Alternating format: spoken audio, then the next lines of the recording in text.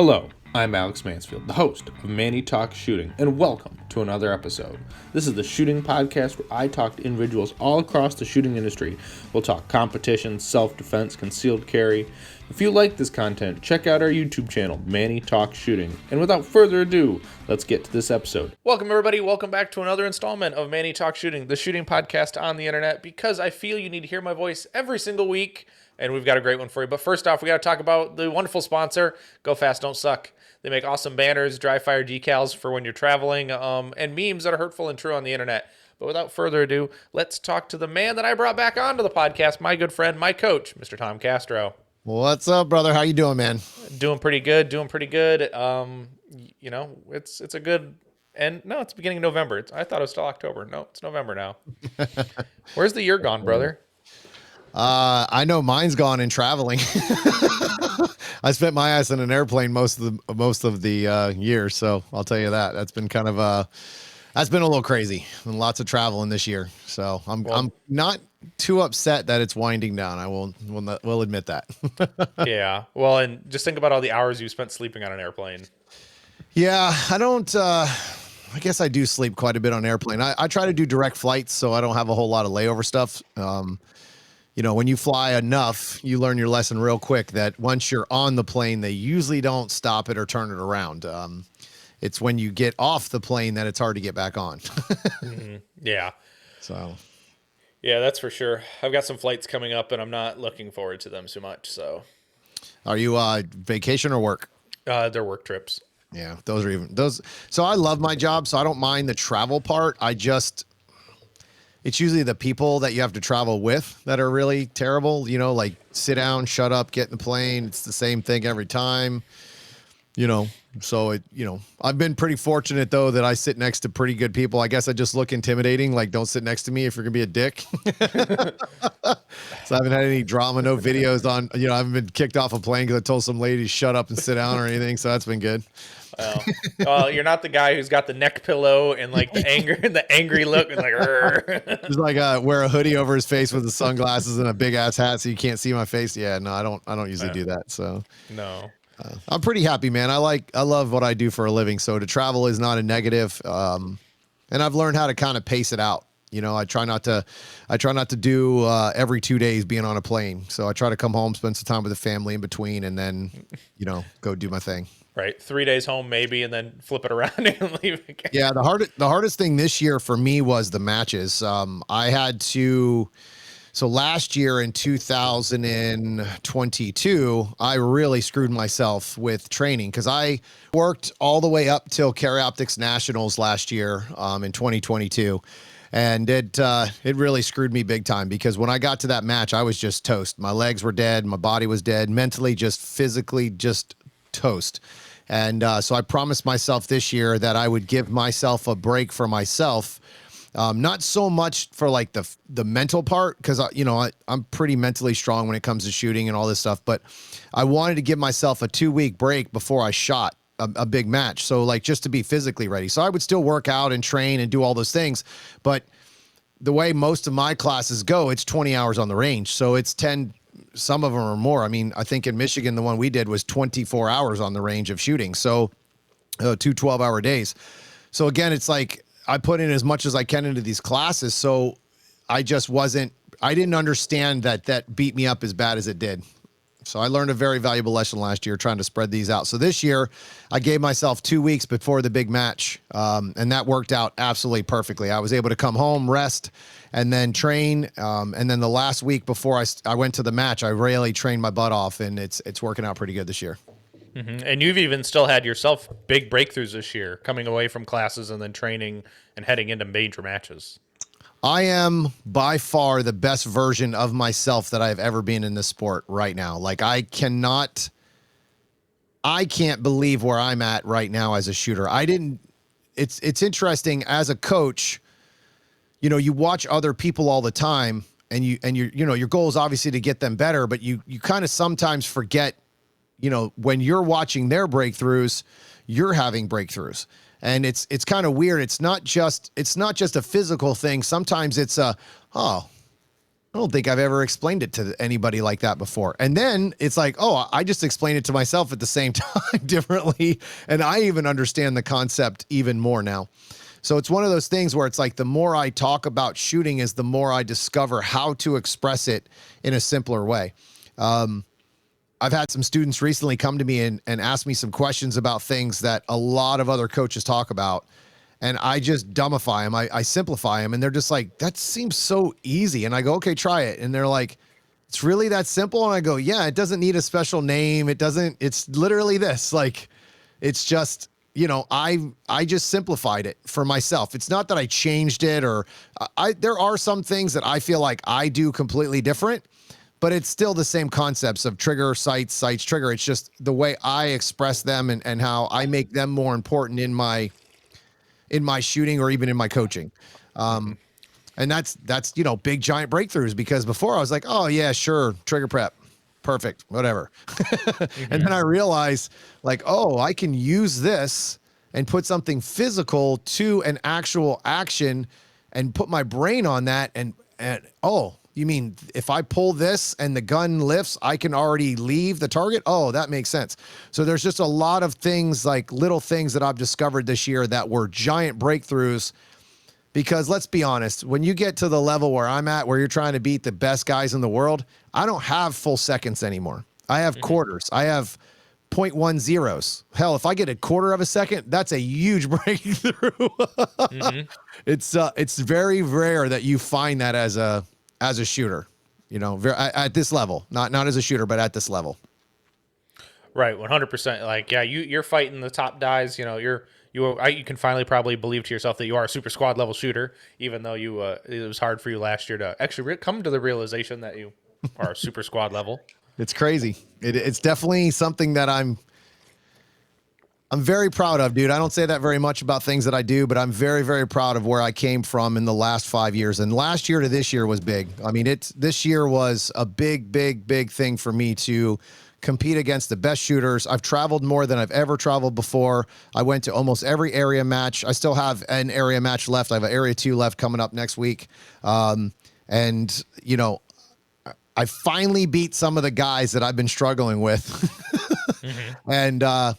It's funny because I really understood after PCC Nationals. I am so glad, and I never thought I'd say this out loud, but I am so glad I got my ass kicked at that match. I really am. It made a huge difference for me in my training. Like, just understanding, like, I talked to Max Leogranis at that match, and I asked him, I said, hey man, like, what's wrong with my shooting? What do you think? He goes, dude, your shooting's fine. You just got to stop doing dumb shit. And it's like, that's obviously simply said, but I looked at him and I was like, yeah, you're right. I got to stop doing dumb shit. Right. Like, so it's one of those things where I went back and kind of tore down my mental focus at a match and realized that I was not completely focused before every stage.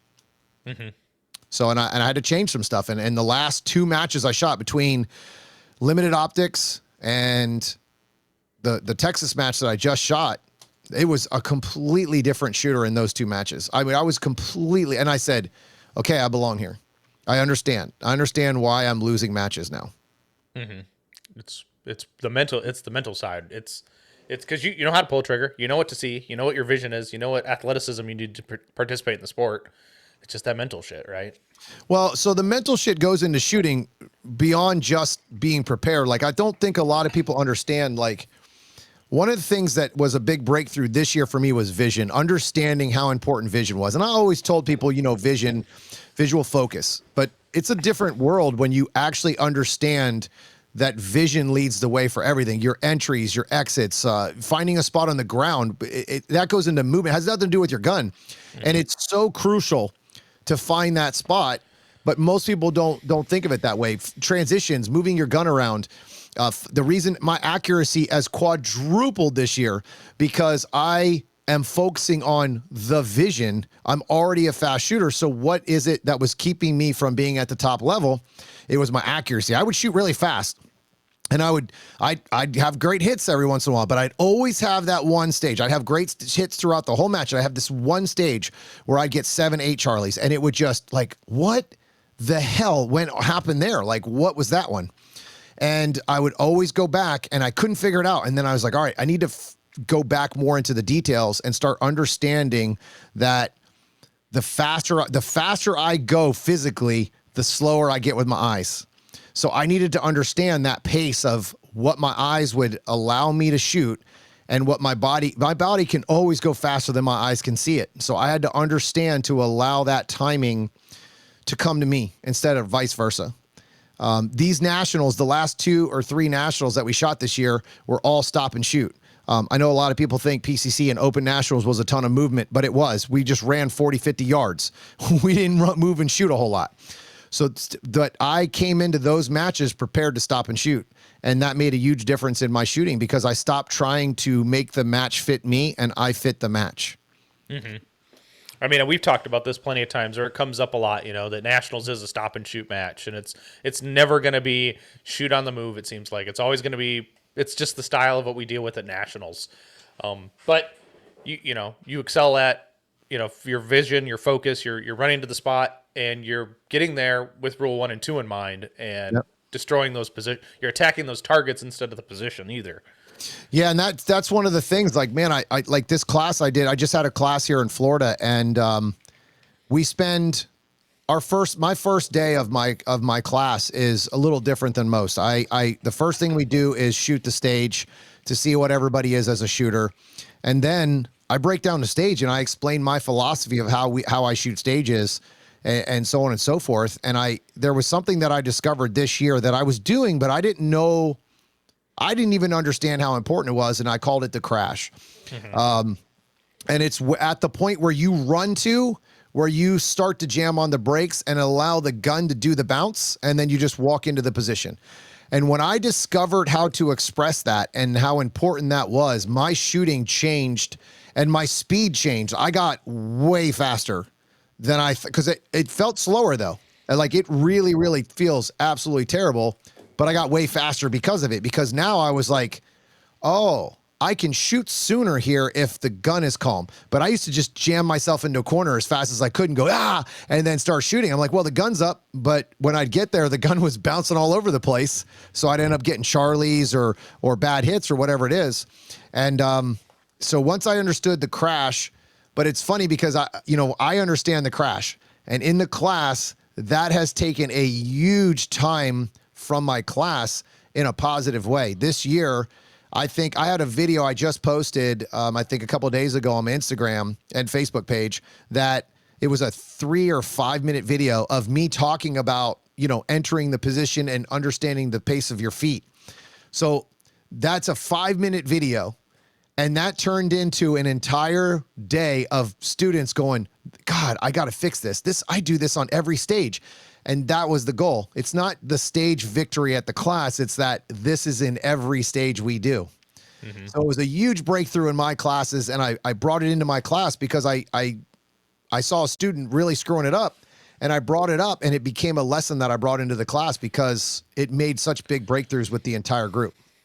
100%. I mean, as anyone knows, they should know by following any of my social media, I took your class. I'm a Master Member Circle member. Not because, I enjoy giving you money, but you are my friend, so I do give you money. Not that I expect that I give you money so you're my friend. It's the other way around. You're my friend, so I give you money. But no, the crash was huge, at least, especially in the class that I took, right? You broke it down, and people made sense and click. Yeah. I mean, nor did anyone perform it 100% perfectly or implement it 100% because you're not going to in a class. Yep. You're there to learn. Learn the new techniques. I mean, we've seen in that, and even in the class that I took, I don't want to be cocky, but I am pretty proud. I was the best shooter in that class, other than you. I mean, I was the best student of the day or of the weekend. So, well, besides that, I did get extra another 20 hours of Tom time. Yeah, those after class dinners, I don't think people understand how beneficial they are if you go to those dinners because I talk about shooting the entire time we're there, and it gives me an opportunity to talk about things I can't talk about in class because my class isn't a talking class. My class is a shooting class. So if we sit down at class during lunch, that's fine. We talk, but we never dive fully into the stuff because we got to get back to work. We're there to put work in. I want to me, when you go to a class, you go to a class to shoot. You don't have to shoot thousands of rounds, but you're there to be in front of that instructor. And if you aren't being visually looked at, how do you actually know what you're doing wrong? You're just shooting rounds. That to me is not why I would go to a class. Mm-hmm. Well, and you said you sat down. Bullshit. You didn't sit down at all, by the way. You sat down at the very last 20 minutes of class on a cooler. You wouldn't sit down. Well, you guys ruined that. So what I started doing at the end of my class now is my second day usually ends around 3:30, 4 o'clock for me. And then what I do is I sit back and I watch you as a shooter shoot the stage, and then you come and give me a report of the things that you made mistakes on. Well, that class was so jacked up and motivated and cheering for each other that I kept coaching and never stopped. So I didn't really get much of a chance to kind of let anybody report to me. They just kept coming over and like, I did this, and all right, like, no, get back out there and go do it again and fix it. So that was a great class, man. Mm-hmm. Well, and even if we talk about this, I would almost think, we spent 1,000 rounds in this class when we took it. You probably had people in other classes shoot more or less, but honestly, I'd hate to say it, Tom, is you need to have less students and more rounds, because you could have so many more reps. Like, even if we got rid of 2 people, 3 people, all the more reps you could get and the more focused every student could be, you do get the diminishing returns, right?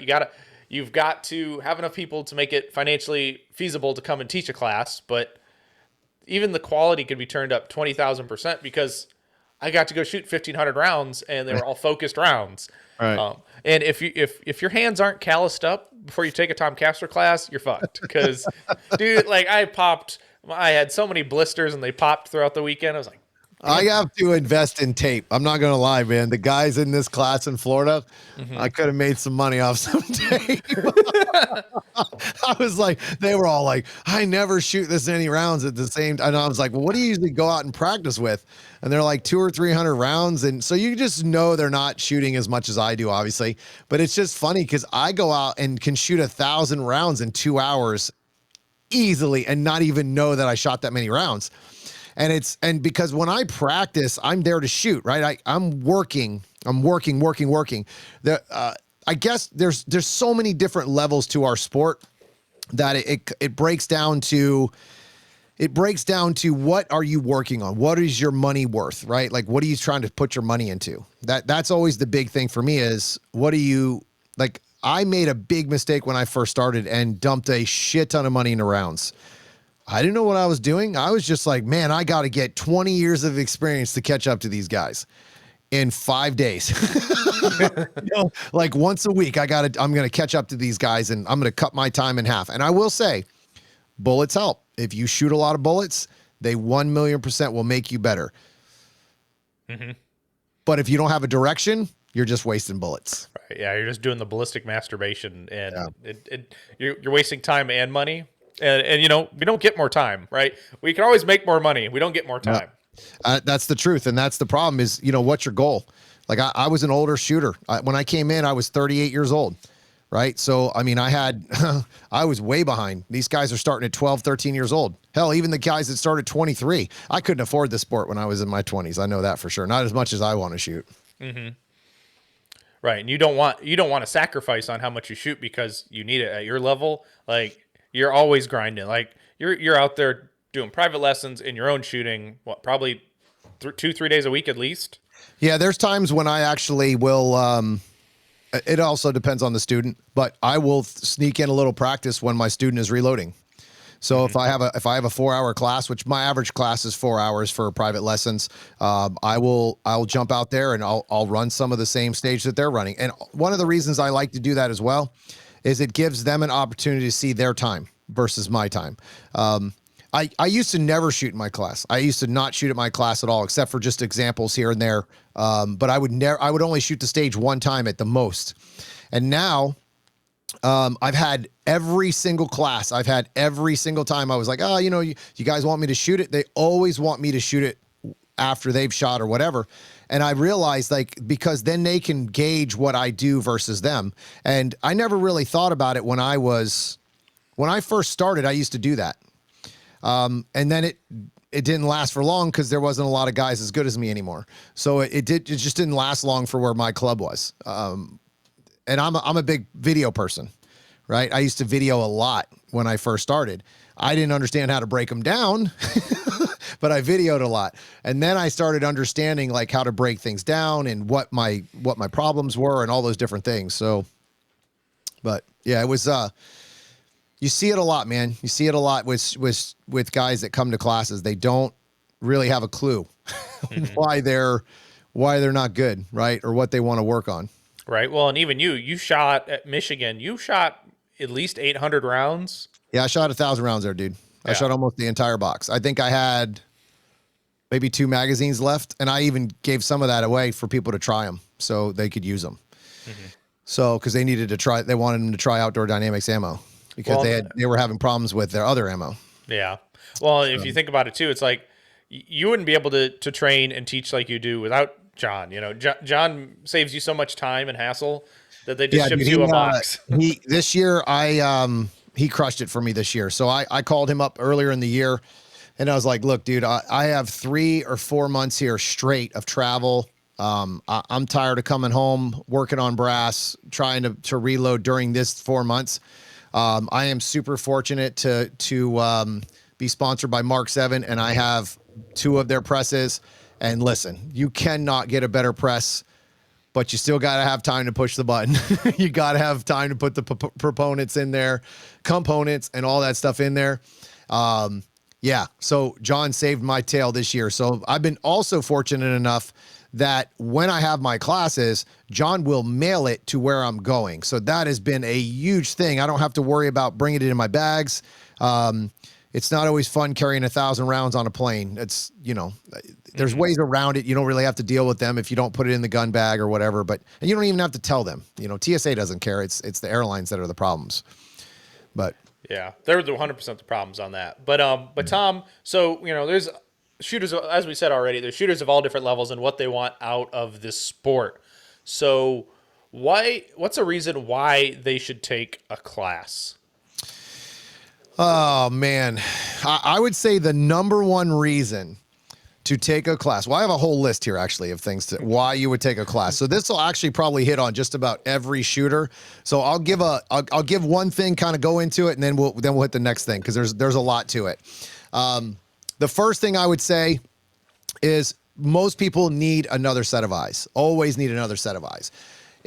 They end up, and this kind of combos with another thing that I had written down is most people get stuck. And when they get stuck, they need that other set of eyes to tell them what they're doing wrong. That's the biggest, to me is the biggest reason why most people need a class. Mm-hmm. Yeah, 100%. And most people aren't fortunate to have a shooting partner who's actually worth a shit to tell them what they're doing wrong. And usually they don't know what they're looking at either. So they definitely need the second set of eyes. But plateaus suck, right? You get to you've experienced them. Your plateaus are probably smaller than most, but you still get a plateau, right? You hit the spot and you're like, I'm doing everything right, but why am I not getting any better? Yeah, let's jump into the shooting partner thing because that's something that. So I made a post this weekend, or this just actually today, on a Facebook app or a Facebook page that's a competitor page, and I asked, I'm super interested in how people are judging their progress. It's funny. We were going to do this podcast. We were going to talk about, taking a class and all this stuff. So I wanted to ask how they judge their progress. And a lot of people would say, oh, I am lucky and I grabbed onto a guy that's better than me. So I listen to him and I follow what he says or whatever. That doesn't mean that's right. I can tell you when I first started, there were people that told me things that if I would have taken that to heart and followed, I'd still suck. I will tell you the first thing I was told, and it lasted for probably 2 years before everybody realized that they were never going to get it to happen. Slow down and get your hits was the first thing I heard. And the last thing I heard was the last piece of advice that somebody ever gave me that I really didn't need from that person. And I had only one guy that kept telling me, dude, don't listen to him. It'll slow down. Don't listen to him. And I never slow down, and I still don't slow down. Right? I know where to control and not control the speed, right? So if you're running, it's full speed. If you're coming in on a shot, it's time to start control. It's just the training partner thing can really hold you back. It can really, really, really hold you back, but it can also get you to a certain point. So I would say the biggest thing about a training partner, guys, is to understand when you are passing them. That would be the first thing. You got to understand that some of your training partners can only take you so far, and then it's time to let them go. So a good example is, I'll give you just me as an example. There are guys that I have shot with or shot against for 5 years now. They are still exactly the same shooter they were the day I met them. If I would have continued on with their training program or their mindset, I would never be even close to where I am right now. So again, you have to understand what that training partner's value is. My big thing is, you better find out and have that hardcore conversation like, hey, what are your aspirations in this sport?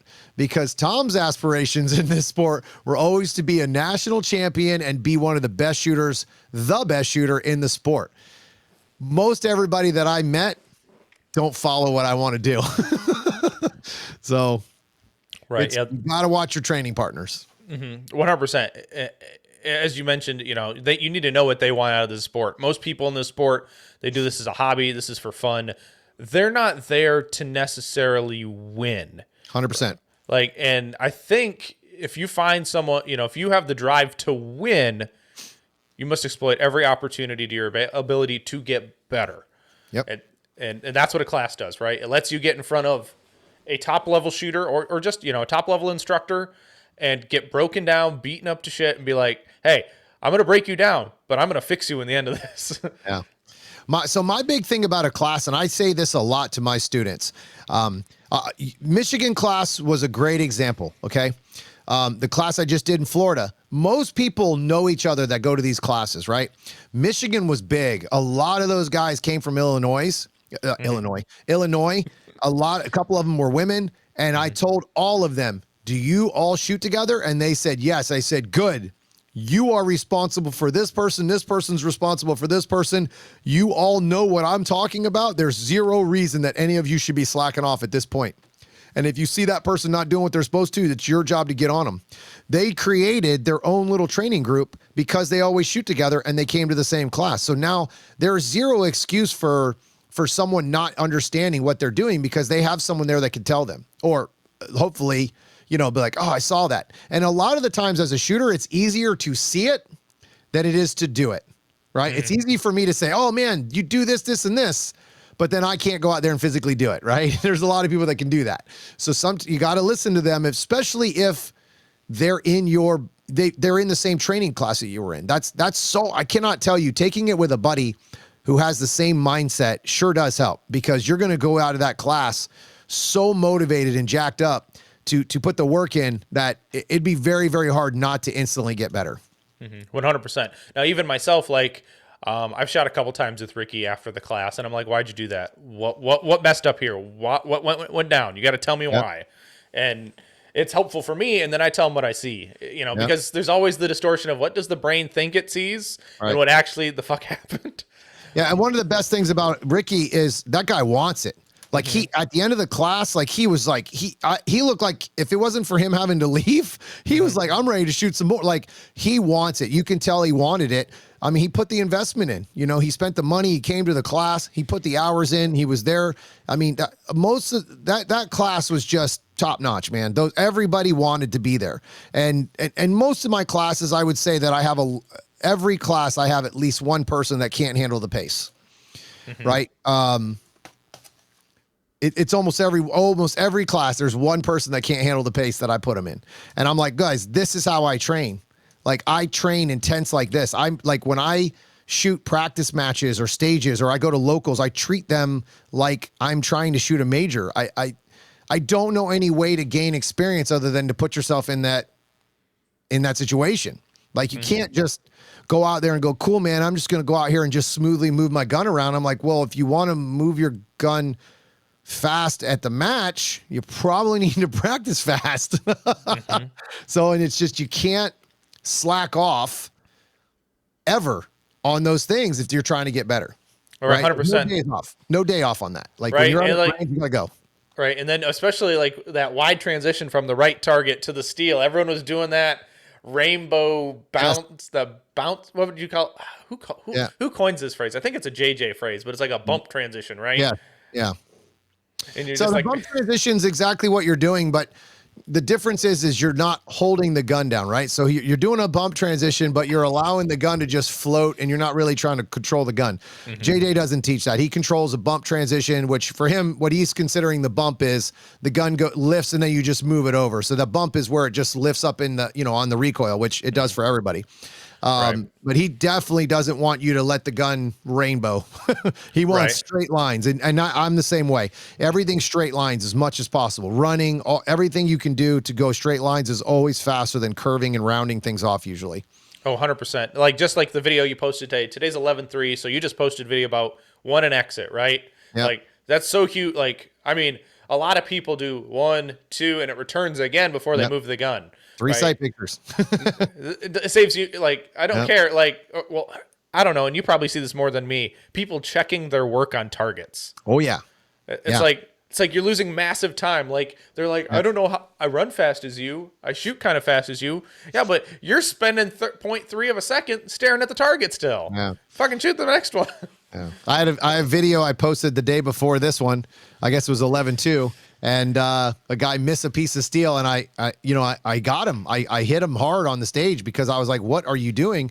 So he misses the steel, and as he's reloading, he's looking backwards like this at the steel, like, "Oh man, I missed that." As he's running to the next 100 points available, and he just bombed the front. And I'm like, "What are you doing?" And he's like, "I did that exactly." I go, "I see everything, dude. You ain't getting around me. I pay attention to everything you guys do." I had a guy in the class come up, and this goes perfect with another set of eyes. I had a guy in the class that only had 2 magazines on during a stage run. And I looked at him and I said, okay, so I let him shoot and he shot the stage. And I said, all right, let me ask you a question. What happens if you would have dropped your magazine? And guess what he did as he ran around the corner? Now this happened. He ran around the corner. No, he didn't drop it, but he fumbled it, but he was able to, put it in or whatever. So I said, what would you have done if you would have dropped your magazine? He goes, well, I mean, I wouldn't have dropped it or what. And I said, okay, no big deal. The very next time that I ran the same exact stage, I grabbed my magazine, and I didn't do this on purpose. It just happened. Like, it was like, oh, fate, just so I could have this conversation. And I think I have a magazine here. So I grabbed the magazine, and when I went to put it in the gun, it was completely backwards. Bullets back towards me, away from the gun. So I had to completely twist the magazine to get it in the gun. And so I'm standing in bounds because I was hauling ass. I'm standing in bounds, and I'm, turning the mags around, putting it in to shoot it. So it was a class lesson. And he looked at me and he's like, oh, I guess I need to start carrying mags. The next time he came out, he had 5 mags on him. I said, why are you carrying all those mags? So I was giving him a hard time. But I was like, that's a lesson in itself. Like, you would have never had that if you didn't come to the class and that scenario happened. But the first thing he said to me after I got on him about bringing more magazines, he goes, I can't believe he noticed that.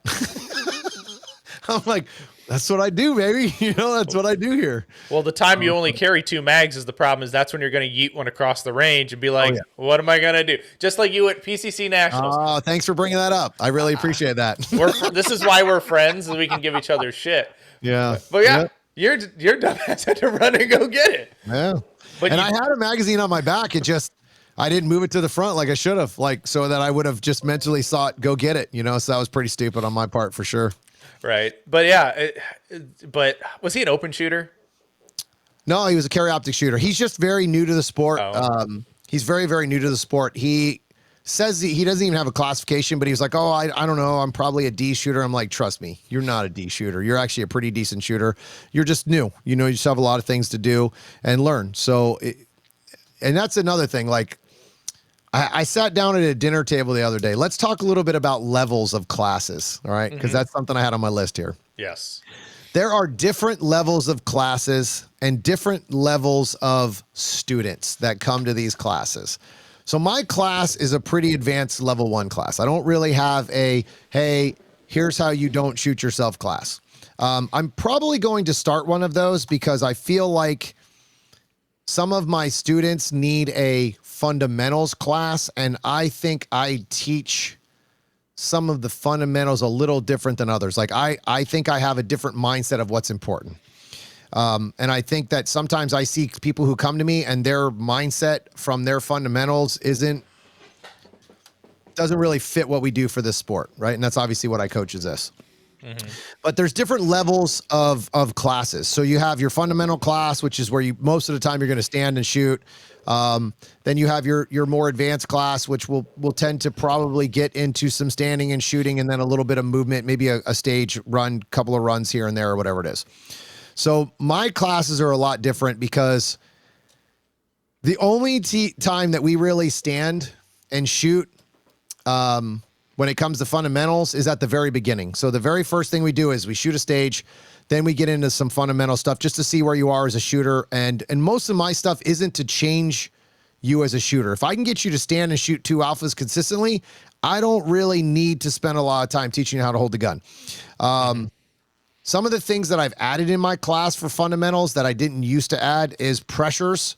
I've discovered some stuff about how to hold the gun that doesn't actually have to do with the way you change your grip, or I don't really feel like you have to do a lot of that. If you can stand and shoot 2 alphas comfortably, then when you start to shoot fast, it's because your pressures fall apart. So it's how you press the gun. Is the gun moving during dry fire? That kind of stuff. And I will tell you, dude, the biggest thing I see when it comes to the grip is most people don't actually know what their gun is doing. Like they really don't understand how the gun is reacting to the things that they're doing to it. Like people who slap the trigger, and I'm putting up air quotes like a mofo right now. Yeah. I'm completely against that the trigger has anything to do with accuracy. For me, the trigger has to do with time, like how fast I can pull the trigger. And what I mean by that is if the sights are there, I should have pulled the trigger already. If they're not there, then I'm waiting. But the most people, they're on the target, they have their dot on it or their iron sights, and they miss because they've already moved the gun. It has nothing to do with slapping the trigger. That's because they didn't pull the trigger when the dot was on there. And that's where the trigger comes into play.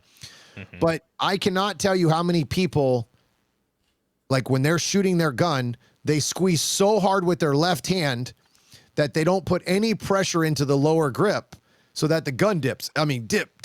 Now, if you pull the trigger or yank the trigger, your gun's going to yank left because your left hand is squeezing down, but not into the gun to the right, right? So left to right if you're right-handed, vice versa if you're the other hand, wrong-handed.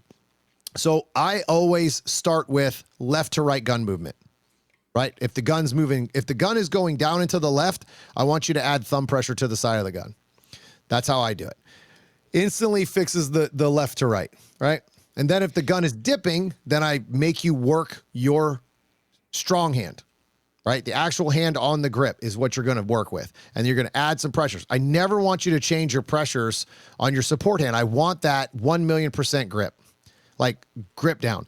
I also grip the shit out of the gun with both hands. I don't have a percentage on my right hand. I grip the gun extremely hard with both hands. It works for me. And the other thing about me as a coach, and I feel like you should, when you go to a class, this is the only way you can really get a lot from a class, is it can't be the way. It's got to be a way.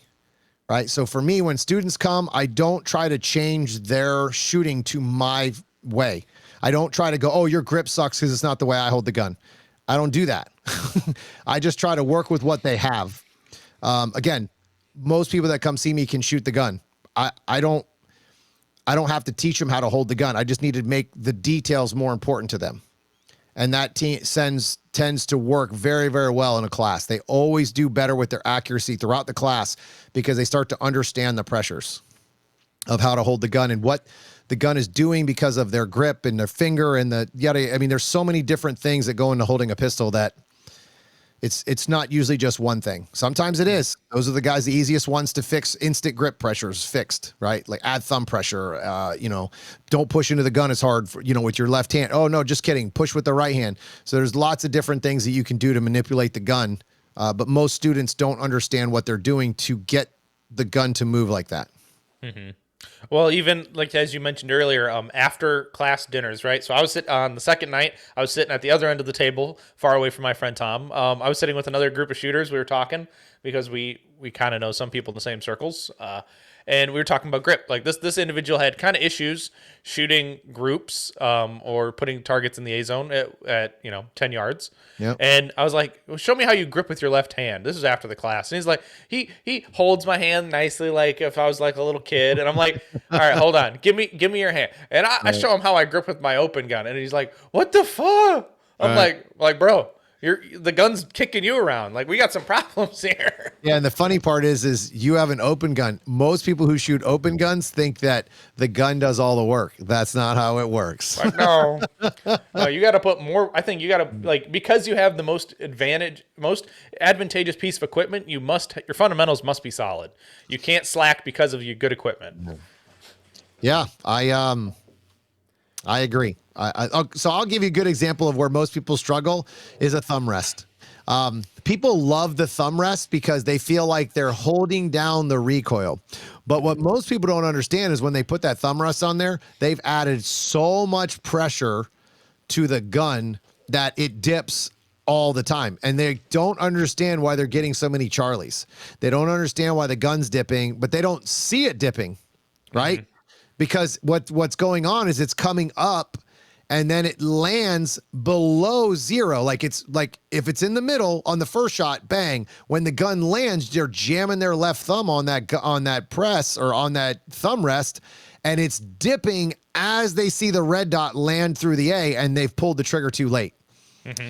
So it's like I cannot tell you how many people that shoot minor ammo that absolutely suck because of their thumb rest. And I hate to say that because I know companies make money off of it, but let's just say it this way. A thumb rest, the name of it is exactly what it should be, but most people don't. It becomes a thumb press instead of a thumb rest. It's meant to put your thumb on it and not actually use it. 100%. The best part about a thumb rest is it puts the gun up higher so you can pick it up off a damn table. Oh, Jesus. For all the table starts, I ain't putting no damn thumb rests on there just for that stupid table start. No, you shouldn't. But I'm going to leave it on there. One, because I don't think I can get my thumb rest off without drilling screws. So it's stuck on there. My builder loves me. But I think you could Dremel it. Dude, I heard Dremels work really good for gunsmithing. God, Call Matt Kobe will Dremel that thing off there. No, bro. He'll have an angle grinder out in 30 seconds, bro. He can do that to his open gun, then, not mine. I don't think he owns an open gun. He breaks everything he owns. Or he sells it because he doesn't want to get his feelings hurt about his friends kicking his ass with a PCC. That's too good. That's good. Hey, if we didn't bust Matt Kobe's balls during this, are we good friends at all? No, you got to get him. Got to get him. So, but no, now I kind of lost what we're talking about. That's all right. I got another set of eyes, so I'll just keep going with my list here. Like I said, we'll talk about it and then kind of continue on through the list and have some stuff about it. So, another reason that you should take a class is understanding how to actually train. All right. Mm-hmm. So most people that come to me in a class, they absolutely struggle or get stuck for one reason only. They don't know what to train. In my opinion, there is a big gap in this industry or in this sport in general between the training conversation and the actual use of it in our sport. So you get a lot of dry fire drills, which are great. They get you on the fundamentals. They keep your gun in your hand.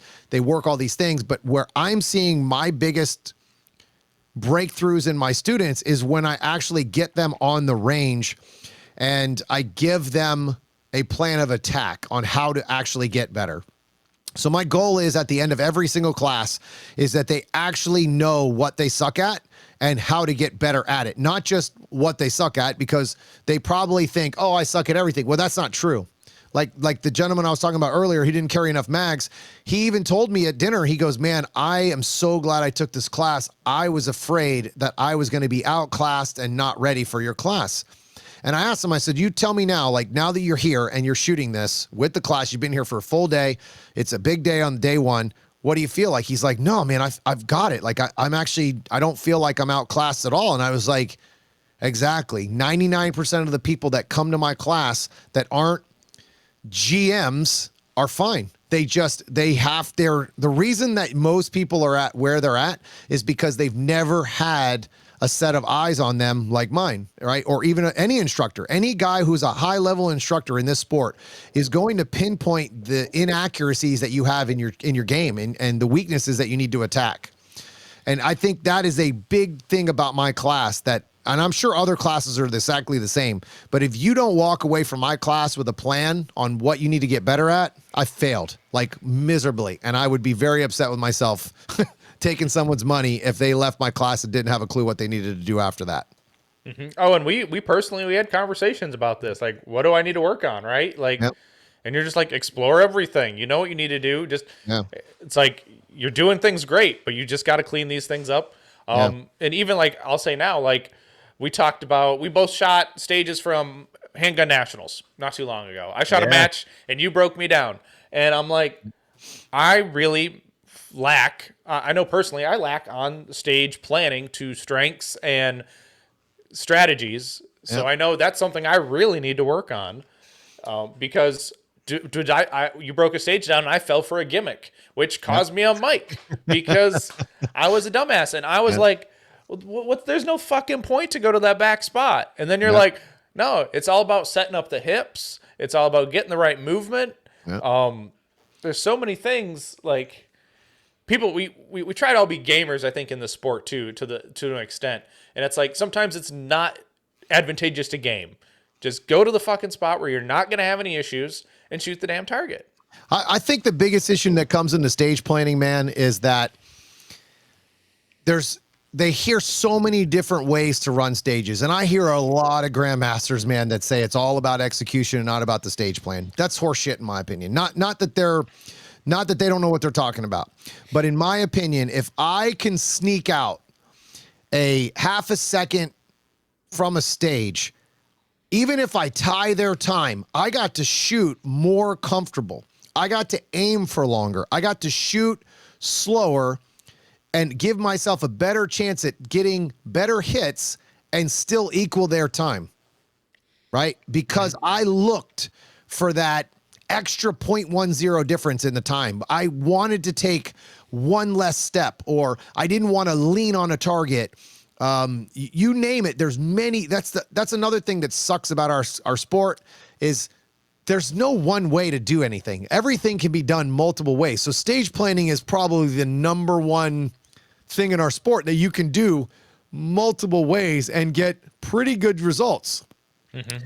But when you're at my level, you've got to find the perfect way to do it, the most efficient way. Because if somebody else does and they hook up, you're going to get worked. You're going to get beat up pretty good. And again, at my level, what I'm discovering, you're not going to get your ass kicked on a stage usually. Like you have to mess up for them to beat you really badly. But they bleed you to death. 5 points, 10 points, 5 points, 5 points, 6 points, 3 points, 4 points.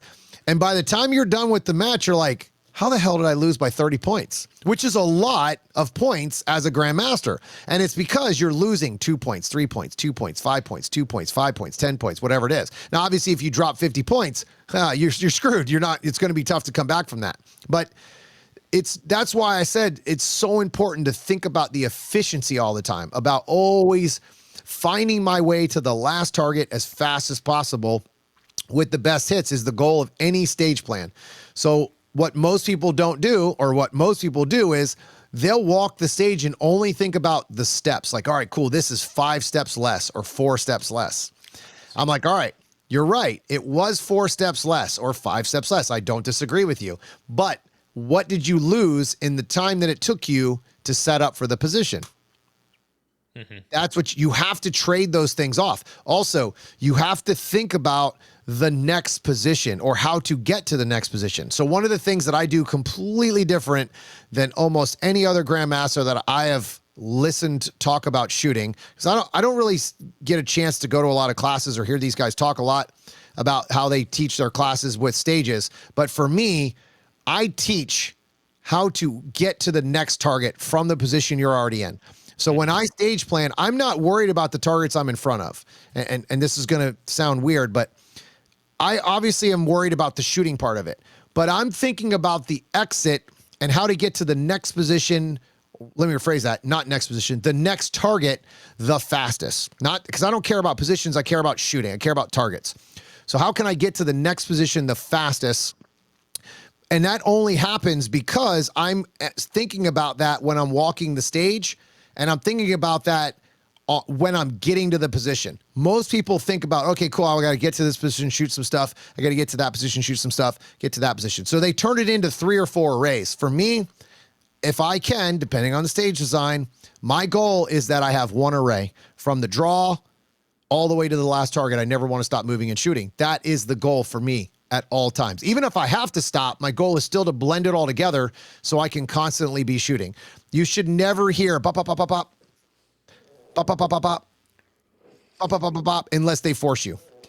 Because if your plan makes you stop and I don't, I'm already going to win. And I see that so much in my classes. There is an epidemic of stopping in our sport, man. When there doesn't need to be. If the stage does not require you to stop, there is no reason to stop. Especially in the same class stage that we shot in Michigan and Florida. That first array, well, you train. There's no reason to stop until you get to the crash coming into the second shooting area. There's no reason to worry about stopping for some steel and some paper on the left-hand side. Right. Because they're close enough, you should be able to hit them walking in from the crash. Yep. I think another thing that's really big about a class in general, and maybe not just mine, but I'm going to speak more about me because I don't really know how everybody else does their stuff. But with my class, I will tell you something that I've noticed this year more than ever before in my classes is the light bulbs go off when you make them feel what I feel. So when putting them in positions where I go, okay, look, you're going too fast here. I want you to slow down and feel like you're walking here. I want it to feel slow. Like I don't care what, because it's funny because a lot of the videos that you guys see me post, if you're following my page at all, if you see me post videos where I'm talking to these guys about running the stages and stuff, I never, ever get their times when they're working on it. I don't care about the time. I care about what it feels and what the flow is.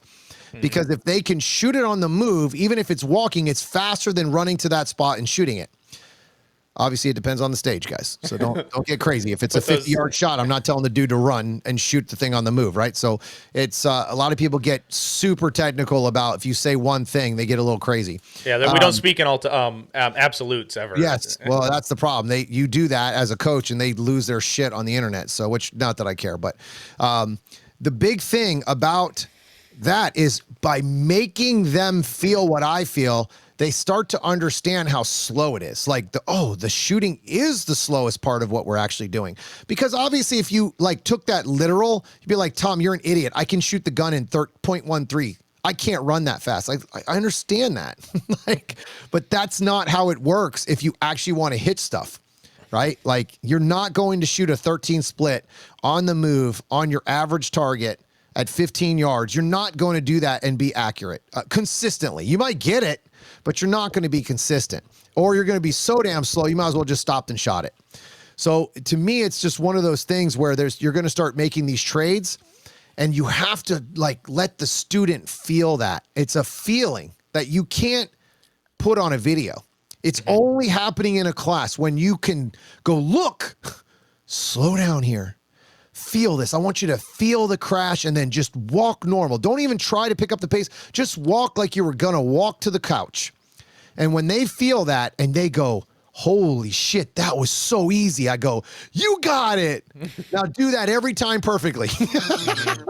And then they fall out of bounds or forget it, or you know what I mean? But that's a class. That is what a class is, man. It's a bunch of failures and a whole lot of successes at the same time. It's a pretty amazing feeling. Right. Well, and I even think even within your class, it's always I liked it because I buddied up with Kobe or Ricky, and we were watching each other. Right. It's like, what do you see on this? What were you seeing from me? Like, there was always a little dialogue when we weren't shooting or we weren't the shooter on deck. We were having the dialogue about it. You got to stay engaged somehow, especially when you're doing a bunch of one-on-one coaching. The best way to stay engaged is to pay attention and then debrief afterwards. Yeah. Listen, I have.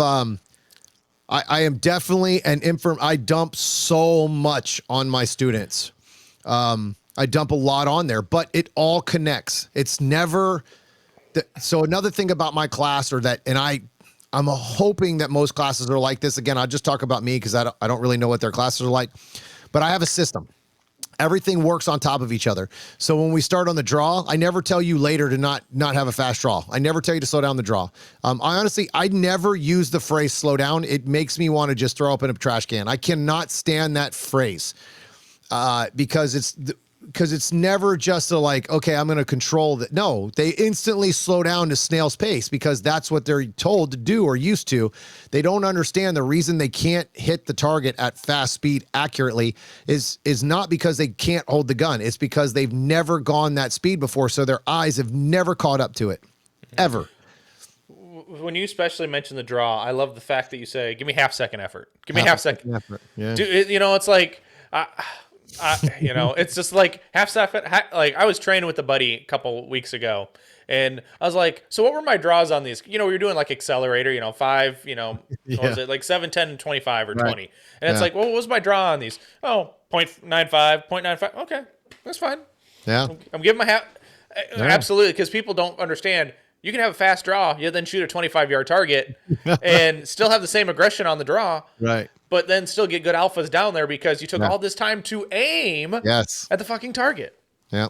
It doesn't matter how far the target is. I give the same effort on the draw. It doesn't matter. If the target's 25 or the target's 5 yards, I'm going to give myself a half a second effort. So basically what that means, guys, is I'm going to draw my gun out of my holster so I could shoot the gun in half a second. But I don't shoot it in half a second because I can't see my dot. So what I do is I get it out as fast as I can. So when I do see my dot, I can pull the trigger. And that averages about 86 draw to a full second, depending. So my average draw on a mini popper at 25 yards is 125. And I could pretty much guarantee a hit on every single one of those draws. Why is that important? Because if you draw slow, you got no opportunity to ever hit the target fast. Well, and you're just giving the guy... Yeah, you're giving the other guy time. Like, there's no point. I've seen so many of your breakdowns of people, and they're like, they do this. They got a step in draw, right? And they're doing this. People really, if you're watching the video, I hope you are, because I look like retarded. Like, get the gun. Like they do this step, and they're lackadaisically getting the gun out. Get the gun out first, as we say, gun first. You can't do anything without the gun or bullets. Yeah. And this is why fumbled reloads piss me off as much as they probably piss you off, because you can't shoot the gun because there's no fucking BBs in it. So I don't remind somebody fumbling the magazine if they're going for it. My issue is when they slow grab it and then they drop it. Yes. If you're going to reload, put effort into it. So it's just one of those things where I'm like, come on, man, let's go. Like, you got to make a lot of this stuff is just not a priority in most people's shooting because they don't realize how much time it actually eats them up. So that's a perfect segue into what I was going to talk about next. Was the reason you would take a class. Another reason is see what is actually important. You need to come to a class to understand what is actually important. I cannot tell you how many people that I see. I'll give you a great example, and then we could just move right to the next subject. This one's the best way of me telling you that people don't understand what's important in this sport. Mm-hmm. The very first thing I do in my class is I go, give me your make ready at the safe table before you shoot a stage. And I'm going to tell you, it is the greatest. I never, ever, ever have to watch anybody make ready. All I have to do is listen, because all you hear is the gun coming in and out of the holster, in and out of the holster, in and out of the holster, in and out of the holster. So I said, okay, cool. Now, and I ask them, the first thing I say is, what are we getting ready to do? And they go, we're getting ready to shoot. I said, okay, how many times do you draw in the first stage? And they go, once. I go, how many times are we going to pull a trigger for a target. And they go, well, there's 25 shots, so 25. I said, so which one do you think's more important? Getting your grip right and the trigger and all of these things? Or do you think it's more important to have a great draw? And they go, well, shit. And I was like, look, I'm a big draw person. I absolutely believe in the draw sets the tone. You draw slow, you're going to shoot slow a lot of the times, right? Because most people don't have that switch where they can draw slow and then get at it. But if your process of making ready at the safe table is 500 draws and like 2 grip, like focusing on your grip maybe once or twice, you got to reverse that. Put more time in the fundamentals of the gun, understanding the grip pressures and making sure the dot's not moving or the iron sights. We'll just say dot since no one likes those iron things anymore. Focus on whether that's moving and get your grip right and your trigger prep process figured out and all of those different things before you actually shoot. Because when you draw, you got a 25 rounds or 32 rounds that got to go down range. Well, the draw's done. You're done with it. You don't have to have a whole lot of practice on that draw until it's time to draw. So I see that a lot. And that is another one of those things where people just don't realize what is actually important in the sport. Most people, when you tell them, hey man, you need to shoot faster, they think it's the gun. And it's not like, because that's just the average thing. People, oh, you got to go faster. Well, what the hell does that mean, dude? I'm running as hard as I can. I'm not getting any better. It's because you're not understanding that it's all the dead time that is actually what's killing your time and your score. It's the stuff that doesn't have to do with shooting. The transitions from target to target, the transitions from your body exiting a position to the new position, how long it takes you to get your gun out of the holster. Those have nothing to do with shooting. Those are literally just effort and understanding the timing of how those things work. That is a big thing in the class that I see, as a lot of people don't understand where they're losing time. They just know they're losing it. Right. And another reason to video yourself, like you're going to see it, like, especially if you can compare like Handgun Nationals, for example. I was able to compare direct times from that match against Nationals times. And I could see I lost 2 seconds. You told me it's because you misengaged this array. Yeah. Absolutely. It's exactly where you lost time. You didn't shoot any slower or faster than you needed to, but you lost time that way.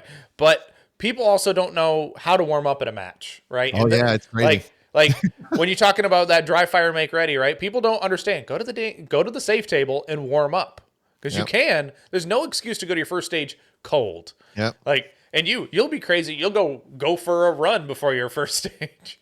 Dude, it gets away a lot of my,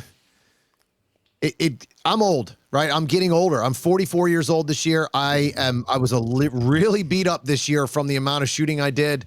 Carry Optics Nationals had that diamond stage where there was like 3 triangles and it was like a 100-yard run full speed. Yeah, I should have stayed back and shot. I paid for that for months now. I just now finally started to feel better after going to a physical therapist and getting some work done. But I mean, you have to understand that this is a sport. This is an actual, like, if you were to go out and play professional football, professional baseball, college baseball, high school baseball, those guys don't just run up there and go, sweet, throw a pitch. They throw 100 rounds before they get out there and they get warmed up and they stretch and they do their stuff. I'm that guy and I'm okay with it. I know I probably look stupid as hell when I'm running around, but I don't care, because I'm going to run my full speed on my first stage. And my first stage is going to be just as good as my last stage, because I'm warmed up and ready to go. I'm mentally focused on stage 1 like I will be on my last stage or my second stage or my third stage. And that all comes from being prepared before I ever shoot. So that's a big thing I teach in my class, is be prepared. It's really big. Mm-hmm. Yes, 100%. And I like that you're saying that, because you're mentally focused from the first stage of the Nationals to the last stage on your last day. You don't let that mental fatigue get you, because you know what you need to do between stages. You decompress, you refocus yourself, and you get back to going.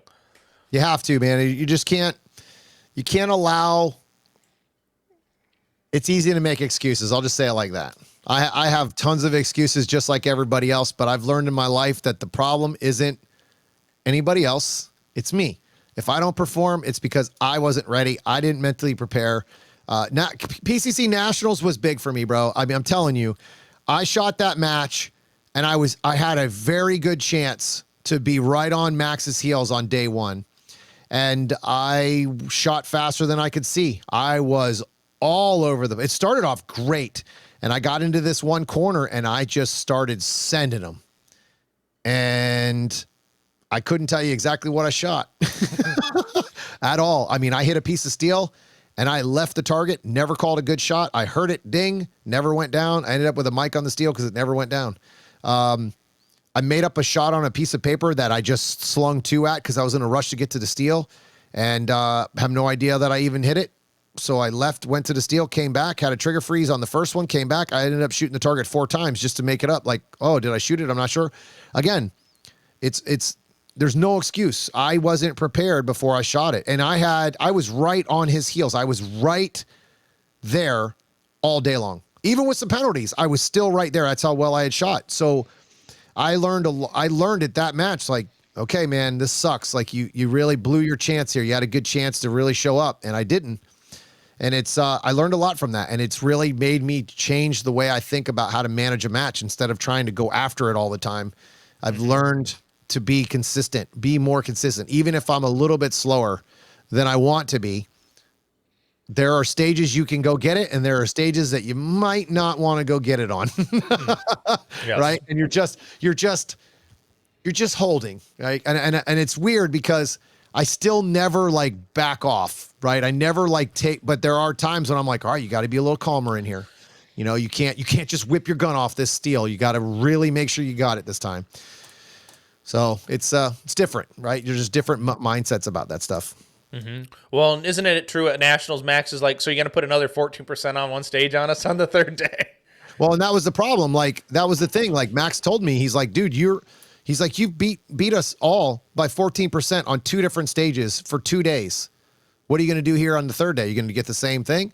But it didn't matter because I dropped 50 points for 2 different stages on 2 different days. So it didn't matter. Yeah, great job, dude. But that just shows potential. That doesn't, I mean, at that point, the match was well over. Like I think he was beating me by 75 points at that point. So I've learned a lot from him. Like, he's an amazing shooter. I've learned a lot from him. We've had a lot of great conversations recently, man. I owe that guy a lot right now for a lot of our conversations. We talked a lot about at Texas too. And during Texas, while I was shooting, he was texting me back and forth and stuff, like, and after we had a good conversation and stuff. So I really appreciate that guy. He's been big for me lately. I've had a lot of help in the last 2 years from top shooters. I've had a lot of conversation with Nils. I've had a lot of conversations with Mason Lane, man. Mason Lane has helped me he probably didn't even know it. We've just had some like really simple conversations after matches that I'm just like, all right, thank you. Like, I appreciate that. Like, you know, I mean, him and I are very alike when it comes to when we lose. We're never happy when we lose. Like, it's like, oh man, 4th place, awesome. And I'm like, that's bullshit. I suck. But this also speaks to your level as an instructor and a coach, because you will take feedback and criticism from other shooters and other high-level people who know what the F they're talking about. Yes. Instead of, it's not this dogmatic, no, I'm doing it right. No, I don't know what's going wrong. Yep. If people watch me on the video, I've got like these blinders on with my hands. I started my career like that, though. I really did. I started my career like, you know, no one knows what they're talking about. I've got this and this and that and everything else. And I was like, you know what? I would probably be smart to listen to somebody who's been doing this for a lot longer than me. And it really changed the way and I also realized very, very quickly that there's many ways to do this sport. And this is one of the few things where it's like, man, there really is a lot of ways to do this. There's lots of ways to hold the gun and lots of ways to move and entry and exit. And I've just found what I would consider the most efficient way to do a lot of these things for what I do, for me, and the way I think. That doesn't mean someone else's way doesn't work. It's just I've just discovered that they're a little different. And I know there's a lot of people that don't think footwork's important in our sport. They really don't. Like, I hear it all the time in podcasts, like, oh man, stop thinking about your feet, focus on your gun and da-da-da. I was like, why are they not winning then? Like, everybody who's at the top really focuses quite a bit on movement. Well, you can't get to the last target by standing still. I'm just saying. It's movement is the low hanging fruit in our sport, but the hardest tree to chop down. It's Yeah. the hardest tree to chop down. You can grab some low fruit, but to actually become very efficient at it, it takes a lot of focus, which makes your shooting suffer. That's the number one thing in my class. When we get into the movement section of my class, the shooting is tough because they've lost all track of what the gun's supposed to do. And that just shows you how much they've only think about gun sights. And it's like, look, how do you get from the left corner to the right corner if you're not shooting? Right? Like, remember, you're not shooting anymore. Now it's time to run. So if you don't, I've met people that don't know how to exit out of a position. They can't stop crossing their legs. They can't, they're just inefficient on the way they exit. There's a lot of things in this sport, man. Levels, like movement is movement. If you move your feet, your gun moves. If you move your body, your gun moves. So I never understood why people don't focus more on the body, because your gun is held by your body. Like, it doesn't just float. Well, speaking of body, gravity. People using gravity. You absolutely hate people using gravity. And it doesn't say, all right, guys, that saves you no time to fall out of a position, because guess what? You're more likely to have trigger freeze or more problems falling out with gravity. Just make a damn exit. I would say the biggest thing with gravity is it absolutely works. You can get it to work, but you can't consistently do it every single time. And that's the problem. That's why I don't like gravity when it comes to shooting. A lot of people, you shoot slower than you have to. Like, shooting slow is on that. It's not okay. Dude, how about backing up? That's the same concept. People love to back up. And I always ask them, like, okay, well, I want you to back up on this target and then stop as soon as you take the 2 shots. Their splits are always slower, and they never gain any distance. It's literally they're doing happy feet. I have a video in the Insider Circle in my online course talking about happy feet, where they're just moving their feet, but they actually haven't gained any distance. I'm like, then why move? Why don't you just rip the target and then turn around and use your legs, which is where your power is, and blast out? Now, here's the problem, though. There's guys like Casey Eusebio that are freak athletes. I was going to cuss there, but freak athletes. Like, this dude can literally float above ground, never touch the ground when he's backing up, and he's backing up as fast as I can run forward, and he can get hits, right? There's guys like that that can absolutely do that, but your average normal person, me included, is not backing up fast and accurate and shooting fast at the same time. So again, I don't just make this shit up. It all comes from a timer, right? I have hard things in my hand. I have the timer in my hand, and it says right there, boom. Okay, look, it's faster to get the gun out and then step into a position versus having the gun in the holster, stepping in, and then trying to draw. So there's a lot there with that comes into a class. Absolutely. Well, and even after the class, like, the class might be over. The 20 hours, the 24 hours of coaching at the class might be over. But for you specifically, the coaching doesn't end, right? You give access to your insider, your master member level for a month for free to, after every class. And it's probably sad to say most people take the month and then dip, right? Yeah. But You'd be surprised how many people don't actually even sign up for the month for free. It's really crazy that they don't even sign up. You know how much of a good friend I am to you is I had that code for a free month and I didn't even use it. Yeah, I don't understand why they don't use the code. It's part of the class. I mean, it's a $50 value to go in there and watch videos, and it just kind of follows through with what I teach in the class, right? So now you can go to the range and use those videos to kind of compound what you already know from the class and kind of give you refreshers throughout. And then that's one of the reasons why I think online training is so important now, because you can actually watch the videos over and over and over and over again. But unfortunately, I don't think a lot of people use the videos like they're intended. They're intended for you to actually go to the range, shoot, and follow along with that video, and then, pretty much imitate exactly what I'm doing on this. I mean, all my videos are pretty extensive in detail because the detail is where it's at. I mean, it makes no sense. Like, and I'm sure, and I'll just say this out loud for most people, I'm sure you've heard this: go faster. No shit. Like, if there's not a detail behind go faster, you're wasting your time with that coach, right? It's got to be a detail behind that what you're doing it for, right? I will say, though, some people, and I guess maybe go faster is the wrong phrase. do it like you mean it. Like there's like, if you're running through the stage and you're people on video really need to be doing is like, no, fucking move your butt and get go. Like, then there's a point to go faster, right? Like, or be more aggressive. Feel mean like you're doing it. Because we all see those guys waddling through a stage. You know, you've got 10 yards of running movement. Absolutely no purpose to have the gun up. You know, just you need to run. And I'm pulling up something right now. So one of the things I send out, all right, in my one of the things I send out is where is it? Permission. Okay. One of the things I send out at the end of every class is the final thoughts. Like, there's 8 things, and I keep adding to the list, but right now it's only been 8 for quite some time. But I add this to the list. So number 3, because there's some other things that are really important in there. Number 3, effort. Effort is a hidden gem in this sport. Put in the effort at all times, and you will instantly change your scores without even practicing. And then I followed up in quotations, mindset. It's 1,000,000% a mindset. So I want you to think about this, guys. When you're listening to this podcast, you have 15 seconds to shoot a stage. Most of the time, your average stage is 15 seconds. What do you want to be remembered as for those 15 seconds? You want to be the guy who's like just strolling through, or you want to be the dude that everyone's like, let's go, he crushed it? You have to decide that. And that literally comes from 0 practice.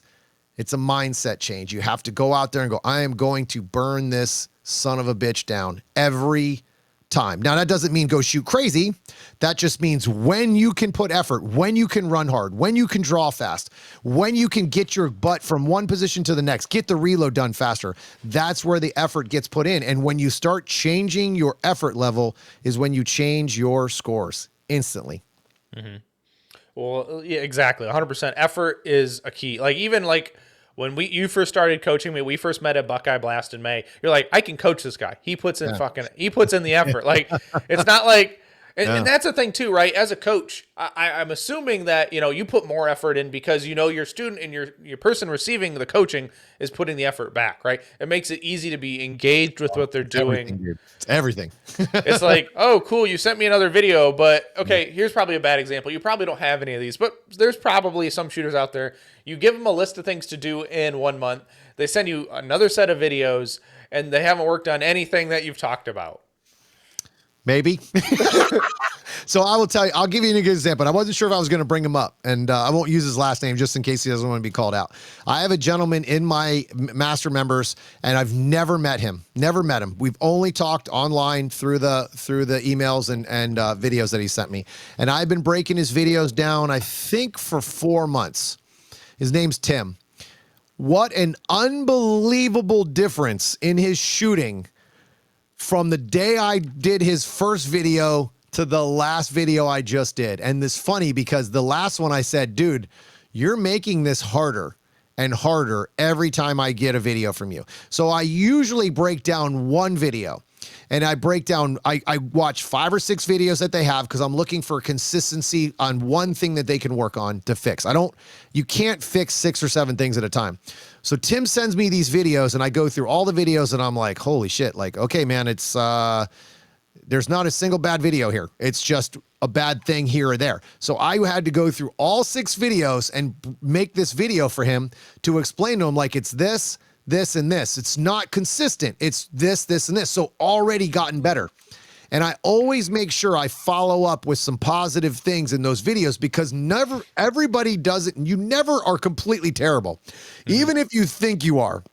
Most people think they shoot a terrible stage because they get a mic. You actually shot all alphas in a mic. Does that make it a terrible stage? No, you just had one bullet get away from you. But most people see a mic and they instantly go, oh, it was a dumpster fire or whatever it is. 99% of the time, it's not that. It's just our mindset, right? We all want perfection, and it's pretty much impossible in the sport. But as I was going through his videos, I'm like, man, this is good, dude. Like, this is the kind of guy I like to coach because even though I'm coaching myself out of a job, like I'm going to lose a student eventually because he's not going to need me. It'll be shooting against me at some point. It's like, dude, this is what it's about. It's about attacking those weaknesses that I bring up, right? And then not just attacking them, but understanding that it's going to be a process. You're never going to get one video from me and go, oh, I'm done. He nailed it. Well, of course I nailed it because that's what I do for a living. I see it. But you still got to put the work in to understand that it's a process. It's never just one video and like, boom, instantly fixed. If that was the case, I would be out of this job for sure a long time ago. So it's a process. It's a process, and it's a fun process if you look at it in a positive way. Most people get frustrated and struggle when I have a video. I'm actually going to probably post this one tomorrow.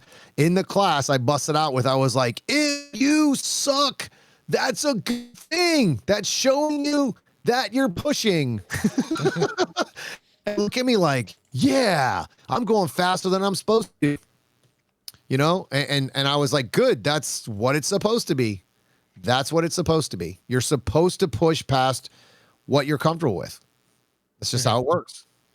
Right. And if you don't know what your comfort level is or what you can perform at, like that 100%, if you don't know what that is, how are you going to perform to that level, right? You're always going to under try or over try, it seems like.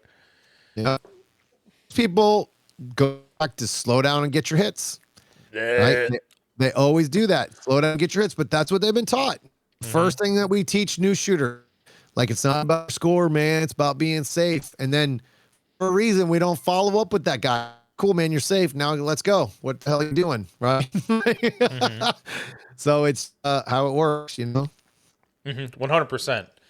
And like you've mentioned it multiple times, you've got the insider circle, you've got the videos, right? Like, and people don't take enough advantage of, I feel, the other videos and content you put out there behind the paywall, because it's like, these things that they're struggling in stages. Oh, if they just watched the video about it, they could have applied it to their own shoot.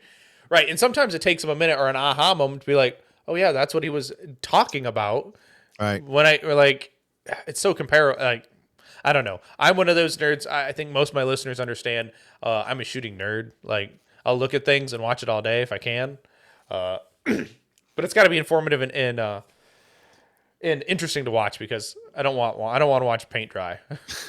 A lot of videos I post online, they're just small little snippets of what I post on the Inside Circle. So it's I'm very protective over what I put out. I don't put a lot of stuff out that I give to the Insider Circle guys for a reason. They're my customers. Those guys are they've trusted in me and my coaching and have paid me, basically allowed me to do this for a living. So I keep a lot of that stuff under wraps for a reason. And I do enjoy giving out free content. I like giving out stuff to where people can learn from what I do, because I didn't have that when I first started, and not everybody has money to pay for coaching and training. So I try to do a little bit of both, right? I'm super protective over my product, because I'm proud of my product. I mean, I put a lot of work into my videos, dude. I spent, oh man, I don't even want to talk about how much I spent in camera gear. Well, if you think about it, how the time you spent on the range, you double that in the editing room that you're in right now. 1,000,000%, man. Yeah, I spent a lot of time in this room editing. So yeah, I mean, dude, my class that I just had, I just took my old cell phone because I switched over to an iPhone. Hey, we got clipboards now. Yeah. Yes, you're welcome for that, by the way. I found that I took my old phone and I just videoed a bunch of the shooting, and I got at least 10 or 12 clips out of that video just from like and a lot of this stuff just it's not planned. It's like I have my specific things planned to do that I have to get through that are very important to me for people to understand my process. But there's things that just come up and I'm like, this is a huge learning lesson right here. This would be giant if I was just starting out. So I will break away from what I'm doing and I'll jump on that. Right. And I'll have that conversation with people. Even if it took an hour of my class and it suffered a little bit on something else, that is such a big learning point that I was like, I got to talk about this, got to have that conversation. Mm-hmm. Absolutely. And especially if it's right there in the moment and you're thinking about it, because you're never going to remember it 20 minutes later, 30 minutes later. It's like full pause on class. I know where that was. Let's talk about this, what so-and-so is going through, and we'll figure it out. Yeah. I would say one of the things that's different about my class than most other classes, at least from what I can tell, is I spend a lot of time on the stage stuff. I work a lot on stage planning. The second day we run the stage a lot. We do almost all movement on day 2. The second half of, I want to say second half, but the last quarter of my day 1 is movement. It's all movement, understanding movement, learning how to move and shoot, understanding the timing and the processing of the footwork and how your body affects the gun and all these different things. And then day 2, we go into shooting the stage, and then I break my students down on the stage. So they're getting a live coaching session while they're shooting stages. So I try not to do this very much, but after they run their second one for a score, then the third, fourth, and fifth run of those, they actually get me coaching them or even stopping them and making them redo things so they understand the importance of it. Well, one of my students from this class just needed a kick in the ass. He just did not understand where he was losing most of his time. So I followed behind him yelling, "Go, shoot, go, shoot." And when he finished, he shaved off 6 seconds and he looked at me. He goes, "I need way more of that. That was awesome. I understood where to go and where not to go." And I'm like, I know, but I'm not always going to be there. So now that you understand where your weaknesses were, now let's get at it. And he did much better throughout the class, for the runs after. But it's what if you don't have that? Who does it? You got to have that. Some guys need that, right? Not every student needed that. I don't yell at every student. There are people that need it. And I know some people have posted videos of me yelling at people. It's only because that guy needed that. I don't yell at everybody. It's just the guy who needs it, right? It's just how it is. Mm-hmm. Oh, 100%. Absolutely. Some people need it. Now, sometimes you need a football to get people moving. Yeah.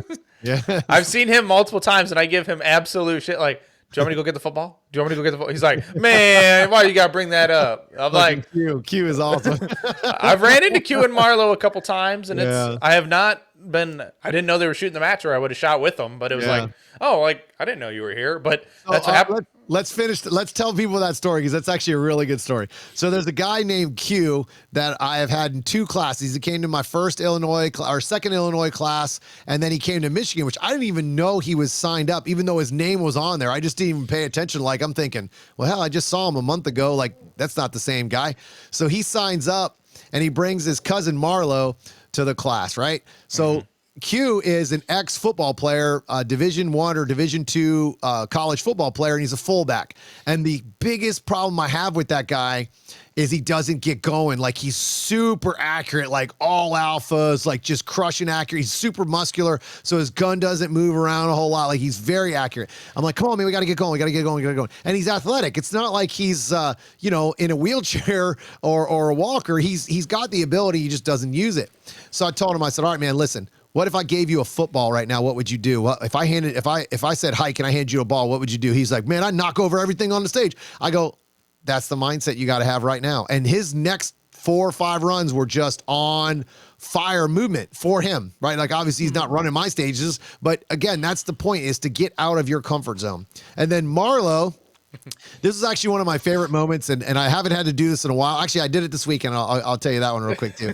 So he was not understanding the entry and how to enter square to the target with the gun up. He was so obsessed with shooting that he could not understand his footwork was terrible. Almost to the point where he wanted to fall over every time because his footwork were all crossed up, and he could not understand the footwork was the drill, not the shooting. So I took his gun away. And as soon as I took his gun away, now I'm standing there with the gun loaded, safety on, down at the ground, and I'm going, all right, stand by, beep. And he runs, and he's still messing his footwork up. And he looks at me, he goes, "What the hell? I'm running this like I still have my gun in my hand." And I go, "I know, that's why I still have your gun." And he died laughing, right? So he goes over, and because he woke up to it himself. I didn't have to yell. I didn't have to scream. I didn't have to say anything. But as soon as he realized that he messed up because he didn't have his gun in his hand, he was like, "Oh man, I need to focus on my footwork." And that dude crushed it for the next 20 runs, crushed it. And then I got to give him his gun back. But it was just if I don't take the gun away, you're too focused on shooting it. The footwork drill is not about shooting. I just let you shoot because it's boring. So this weekend we had a guy in Florida that could not get his footwork down. He was the biggest time suck for that drill, right? Like I had to spend a lot of time working on his footwork. I took the steel away. I didn't have to take his gun away, but I took the steel away. And when I took the steel away, he figured it out. Again, because people are so obsessed with their gun, they never think about the entries and the exits and the footwork part. And it's a big part of our game. So once I was able to get him to figure out the gun work or the footwork, I put the steel back up and he was crushing it. I'm like, job accomplished, baby. I just love that when it works too. Because I know what the problem is. It's the damn gun. The gun is the biggest problem in our sport to get better in so many ways. It really is. Mm-hmm. Well, as you say, people are more worried about the shooting part aspect of it when they don't realize, Division I football players, they don't have the ball in their hands all the time. They're doing Almost these micro, yeah. they're doing micro drills. They're doing what they need to do in practice in their that focused drill, and then they get to put the ball in their hands. It's not like they get the gun all the time. So sometimes you got to learn to put the gun away and just work on the footwork, the movement, like the drill. I would say even if you kept the gun, take the bullets away, because that's the first thing I usually do is take the bullets away, not the gun. Marlo was a little extreme because he was struggling so much with, I had him try it with no bullets and it didn't work. So I had to take the gun away at that point. So he had nothing in his hands and he could just focus on running, and he's athletic too. Again, another athletic guy that couldn't figure it out because he was so used to just, hitting shit, running, boom, crushing, hit with his shoulders. Like, no, dude, this is the soft and gentle part, right? Like, this is the touch pass, not the hammer through a wall kind of thing. And it's just stuff like that. Like these are all little things that come up in a class that you would never know any of that. You would never put your gun away without a coach in that aspect. He would have never tried any of the stuff that I taught him because they never think it's important because they don't know it's important, right? No one's ever said it. They don't do it. They don't talk about it in front of them. Mm-hmm. Right. Like even myself, like before we loaded the guns, you gave us the make ready. I'm like, I'm going to do this dry with a gun. Right. You got to, but vision, that drill, it might be an entry drill, but it's a vision drill, right? You look at the ground, you find where your foot's got to go, and you land soft, right? Everything compounds. And hopefully if people understand anything from this, like everything compounds. You always need eyes on things, like vision, baby, vision. Rule 1 and rule 2, right? Like it's definitely, it's layers, right? Yeah. As somebody might be crushing one thing, but the layer below that is suffering, right? So then you got to build up the layer underneath that to then get back to the good thing. And you might have to fix that good thing because you fix the next layer underneath it. I think this is why you see a lot of paper GMs. You see a lot of guys who can just absolutely stand and bang a classifier and stand and bang a speed shoot, but they cannot shoot a stage worth of shit. They don't understand the process of the game that we're playing or the sport that we're playing. They don't understand that this is a well-balanced sport. It's not really about the gun, right? Mm-hmm. Yes, the gun is very important. This is the thing where you always got to over-explain yourself because people take everything so literal. But the gun is like the easiest part of our sport. Like once you get the fundamentals down of the gun, it really is the easiest part of what we do if you can separate the movement, the effort, and all that stuff when it's time to shoot. Most people, when you go shoot faster, they just slam the hammer on the trigger. They just start ripping that thing. Guns never coming down. It's already going off, right? So there's little things like that you get an understanding for that throughout the time. But most people, if they understood that it's about the other things that don't have to do with the gun, they would realize real quick that splits don't mean shit. Right? The only time splits really matter is when you get to my level. Like you cannot shoot slow at all at my level. Like if you take any time off, like you're like, oh, I'm going to guarantee hits. You are done because somebody else is going to get those hits at speed. Right? Mm-hmm. They're going to do it all.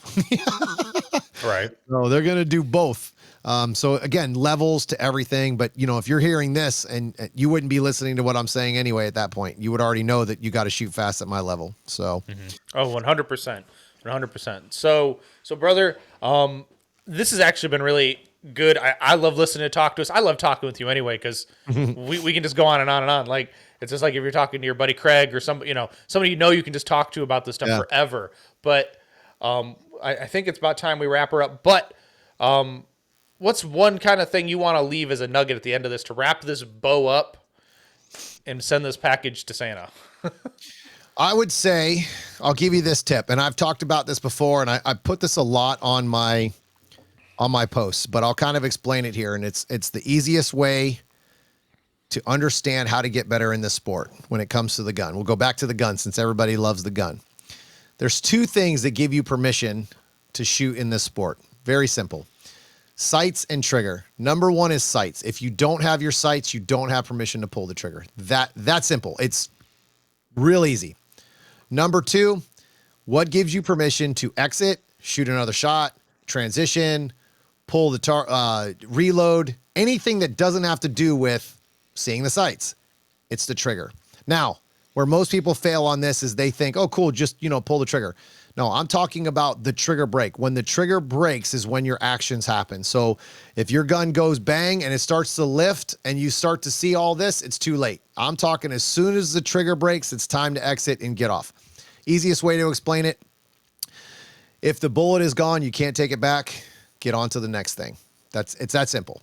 I base everything in my shooting off those two rules. If you follow those two rules, you will be able to call all of your shots. You will be able to exit faster than anybody else, transition. Everything will speed up when it comes to the shooting without pulling the trigger faster. Now, here's the only problem with those two rules, and I always make sure I say this because a lot of people, they need to hear this. They're the two easiest rules to break in our sport. Mm-hmm. So, every time. The whole reason that those rules were created in my world is so that I can call my shots. If I use those two rules, did I have sights or trigger? If I make a mistake, I never have a bad match for a reason because I always can go back in my mind and go, yeah, I didn't have my sights and I still pulled the trigger. I didn't have permission. Or if you make a miss and you had your sights, it's because you didn't pull the trigger on time. That's why I said it's all about trigger timing. The trigger has to do with time, has nothing to do with accuracy. So it becomes an accuracy game because of time. But that would be one of the biggest tips that I could give in the podcast. It's something that I make a big part of my class. And because I want students to understand that you can call your shot without 10, 15, 20 years of understanding what the gun does. Mm-hmm. It's pretty easy. And actually, this sport's really easy until you put a timer on it. People laugh when I say that, but it really is. If I said, hey, shoot all alphas and you don't have a time limit, shit, everybody be crushing it. Mm-hmm. As soon as you put a timer on it, that shit gets really, really hard, Oh, absolutely. Yeah, absolutely. So, Tom, brother, I guess this is the point where I say you got to pay the bills for the guys who help you out. So go ahead and tell the world about your awesome partners. I can almost follow the list that you have right here. So I want to thank Hunter's HD Gold, best glasses in the world. I've been shooting those glasses for, holy shit, 5 years, almost 4 years. Mm-hmm. Dominant Defense, I just hooked up with those guys this year. Best belt I've ever had. I had a PCC, now I have a limited optics belt, and I have a carry optics belt. Easily the best belt I've ever had, and especially as a coach because I can tighten the hell out of it when I need it and then loosen it. And actually this class, I forgot to loosen it for a while and I was like, what the, it was that tight. So I was like literally cutting circulation off. Outdoor Dynamics, the best ammo. If you're not going to use a Mark 7 and you don't have a chance to reload, dude, Outdoor Dynamics, you cannot beat it. I won't put my discount code because Manny has one, so I'll let him use his discount code. What's your discount code? It's Manny, M-A-N-N-Y. Baby. Use his discount code. Yeah. If anyone doesn't know, inside joke is whenever Tom or Christina post about it, I'm like, my code's better.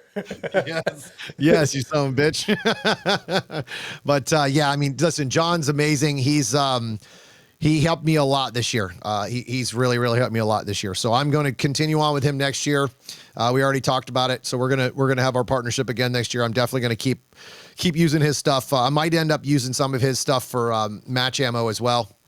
I usually make my own match ammo, but it just depends on schedule. So but he has been making all of my class ammo. He makes a discount. He gives all of my students a discount for the class, mails it to me or mails it to the range for them so they get their ammo. But stuff just runs really good. He does a great job. So Mark 7, listen, I don't know what else I can say about those guys. I have 2 Mark 7 presses. I bought my second one this year. One of those presses has easily 500,000 rounds on it before I actually had to get some work done on it. So They're pretty amazing, man. The safety features on them is why I would pick theirs over anybody else for sure. They have extra spaces for dyes and all these different things. You just cannot beat their customer service. They have some great people that work there, but just another amazing product. So hopefully I didn't forget anybody. I'm I guess the Tom Castro Shooting Academy. Yep. Yeah, Tom Castro Shooting Academy. Pro Shot. Oh, Pro Shot, dude. I wish I could have. I just don't have the gun with me, but I have a I was using a 2011 from Masterpiece Arms for about 3 weeks, and I did nothing but. Do I have one with me? Oh, yes, I do. Oh, I found one. Zero friction is what it's called, lubricant, right? Now everybody knows, yeah, gun oil, but 5,000 rounds without cleaning and just dumping some of this on there, not a lot, but just enough of that oil kept that gun running. A 2011 with 5,000 rounds through it with no cleaning. I would say that lubricant did a pretty good job. Because we all know how 2011s are with lots and lots of dirt and trash in them. But yeah, man, they're pretty amazing. I've had a pretty good relationship with them this year, and I'm definitely going to carry it on next year. They definitely sponsor my podcast, and they're pretty amazing. Definitely try out their products. You can't forget Brass Monkey bullets. They make. See, I got to start writing all these guys down. I got a lot. See, it's bad enough as I pull up an Instagram post for you, and then like, you're going too light on me now. So the Brass Monkey bullets. That reminds me. I originally, because I love Brass Monkey bullets so much, I originally sent John from Outdoor Dynamics my bullets to use, and then he's like, all right, yeah, send me them. So I ended up having Jason from Brass Monkey Bullets send them over there. And now it looks like he might be using those quite a bit, because I'm seeing guys, I'm like, hey, is he using my bullets? Like, I'm seeing people with Brass Monkey Bullets. He's using my damn bullets. So obviously he's not, because he'd be out of them by now. I've seen quite a few students with them. So it's pretty cool. I hope they work something out, because I was like, man, listen, you would love those. Both of those guys are all about customer service. They're pretty amazing. Mm-hmm. You can't forget Ray Zero Sports. Oh, man, I'm sucking tonight, dude. I should have just had you put up all my stuff for me. Like, I'm terrible at this. So Zero Sports, yeah, all my jerseys. Actually, I was hoping to have it before tonight, but he just sent it to me. I just had him made me some new jerseys for my classes with hoods, because the sun has been brutal this year. So I wanted to try to get some more like jerseys with hoods on them. So he's going to make me some of those, or they're already on their way now. So I was hoping to have them so I could show them off. It's because you don't believe in wearing a hat, sir. I wear a hat. I absolutely wear a hat. I just don't like wearing sunblock. So this is true. I hate wearing sunblock. Yeah, when I first started, I used to hate wearing a hat. I was always wear a headband, and then I realized like I was blinded like constantly. So I just started wearing a hat. Well, especially since you were a lot bigger then too, right? When the headband, the videos with you when you were bigger with the headband, dude. No, you were bigger than that. Yeah, dude, I've lost a lot of weight, so I'm trying to get back to the diet. It's hard though. I like to eat bad. So. Right. Well, and then you can't forget the best steel for training, right? Targets USA, baby. Targets USA. Yeah, and I post a lot about him stuff. So, Targets USA. Listen, I had almost all of. I should have taken a picture. He probably would have loved this. I have a non-Targets USA steel stand and steel with a bracket that holds it up so it won't fall. It broke. Oh, you should have made a video. Yeah, and I should have. I still have it, so maybe I will. And I had all of the Targets USA, all the other steel that he had, that I have from him, and none of it moved an inch. Everything just, dude, I'm telling you, I had 9 or 10 students. So I mean, that's almost 10,000 rounds into those steel. Like, there's a shit ton of steel, and there's a lot of rounds into that steel. Like, we do a lot of steel drills. So it was like, it was obviously not that much, but I've put at least that much in it myself. So just myself. Well, and especially the Rhino knockdown design or variant that you have that screws onto the 2x4 is a godsend, because it protects the 2x4. Yeah. And you never have to reset the thing. Yeah. So I haven't used any of the Rhinos. We did a match just recently in Texas that they did, and just phenomenal. Not a single calibration on any of the activator. He had the stomp pad, like the pads, like the the rounded where the steel falls on it and activates and pulls like almost like a stomp pad. And dude, not a single reactivation or any problems at all. They didn't have a single calibration the entire match, and they had a ton of steel at this match. Two holy monkeys, and it's funny because Jason's so bad that he's telling everybody it's a holy mic. now the match director, my buddy Andy, he goes, "Oh yeah, the holy mic." I'm like, dude, it's not called that. Like, it's the holy monkey. What the hell are you talking about? The monkey's name is Mike. Yes. So, but yeah, man, it's he's amazing. He does a really good job. I still don't understand why the shit USPSA doesn't use his stuff. I mean, I know why, but he just makes such a good product. So. I do enjoy his product. I love practicing with mine, and it definitely saves time. That's for sure. Man, not having to pick up steel is amazing. It really is. Well, just throwing it into a bucket is quite nice too. Just like fit. All right, so do I have any other sponsors? No, I think I gave them to you all now. Okay, hold on. I got one thing I want to promote, if that's okay. Absolutely. The 2024 South Carolina sectional match, guys. This match is going to be different than last year, and last year was fire. So last year, Todd Holmes from South Carolina gave me the opportunity to take over the sponsorship area, or I guess start one, since there really wasn't one before. So this last year, I decided to do a big Tom Castro Shooting Academy Vendors Row. It's coming back for another session. I guess I did not have enough punishment from last year, so I'm gonna do it again this year. And this year we're gonna add something to it. So, you know, I really feel like we don't do enough to bring the camaraderie back from shooting since COVID happened. And it really upsets me. We don't do award ceremonies anymore. I mean, we do for nationals, but you know, all these other matches, we just kind of like everybody goes their own way. We never really get to see each other. I mean, there's so many people I know in the sport I haven't seen in so long because we never shoot the same schedules anymore. So this year, I am going to do a shoot off every session. So we have a Friday session, which is staff. So we're going to do a shoot off on Friday. And there's going to be a $5 or $10 buy-in. I haven't figured out how we're going to do it, but then the winner wins 50% of the pot. So if it's $200, they get $100. Then we're going to do a 50% what's left over to a random drawing, and then the rest of it goes back to the match, so we can do something for the staff or to pay for things for the match, so we can do better things. We are going to do a Saturday AM, which when they're done on the AM, they can come over. They're going to come over and they're going to shoot off against each other. Then there's going to be a Saturday PM, then a Sunday AM. So how we're going to do it, since it's a half-day match, is it's only that session. You're not going to go and you're not going to have like a grand champion or anything unless we get interest in it for next year. But if I decide to do it, I shouldn't have said that out loud in front of Todd. Shit. So what we're going to do is they're going to each have their own little champions, and they'll all get a chance to win cash for that scenario. So I'm super excited about it. The other thing we're going to do, so we save a ton of work, is we're going to do standing steel for every piece of steel except for the last two. So they'll have to call their shots, and that's something that most people aren't good at. I love it. I'm excited because that's something I do in my class. I don't ever put the steel. None of the steel falls over, and people have no idea if they hit it or not. It's pretty awesome, which is good. It means you got to actually know how to call your shots. So something different for sure. But that's going to be exciting. That'll be something cool for the people to do.